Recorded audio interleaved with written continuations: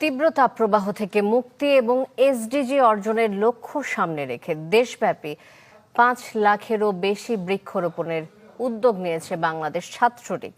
তবে গরমের এই সময়টাতে গাছ লাগানো নিয়ে সমালোচনার মুখে পড়তে হচ্ছে তাদের। সংগঠনটির নেতাদের দাবি, পরিবেশ ও উদ্ভিদবিদদের সাথে পরামর্শ করে গাছ লাগানোর উদ্যোগ নেওয়া হয়েছে। ওয়ালটন ফ্রিজ কিনে অনেকের মতো আপনিও হয়ে যেতে পারেন মিলেনিয়াল। সেরা পণ্যের সেরা অফার।